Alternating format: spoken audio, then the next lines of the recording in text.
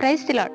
ఒక విద్యార్థి పై తరగతులకు వెళ్ళాలంటే తను పరీక్షను ఎదుర్కొనాలి.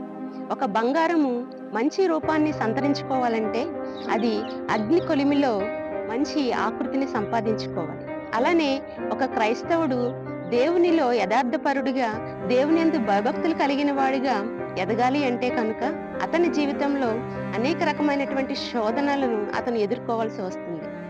ప్రియ సహోదరి సహోదరుడా, మనము పరిశీలన చేసినట్లయితే పౌలు గారి జీవితం కూడా దీనికి సాదృశ్యంగా మనకి కనిపిస్తూ ఉంటుంది. ఎందుకంటే ఆయన కూడా అనేక సంఘాలను స్థాపించి ప్రపంచమంతయు కూడా ఆయన దేవుని సువార్తను ప్రకటించాలని ఎంత ప్రయత్నం చేసినప్పటికీ ఒక ముళ్ళు అతని జీవితంలో ఉంది.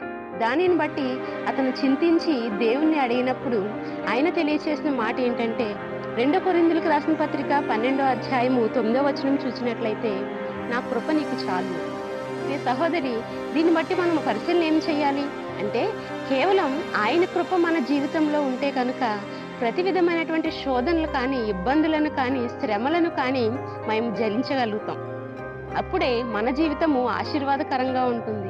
నీవు ఫలించాలి, అభివృద్ధి చెందాలి, ఆశీర్వదించబడాలి అని అనుకుంటే కనుక కేవలం ఆయన కృప నీతో ఉంటే చాలు. ఆయన కృప నీకు కావాలి అంటే ఈ యొక్క వాక్కులు నీ హృదయంలో భద్రం చేసుకుని ఆయన కృప కొరకు నీవు ప్రయత్నం చేయాలని కోరుకుందాం. ఆమె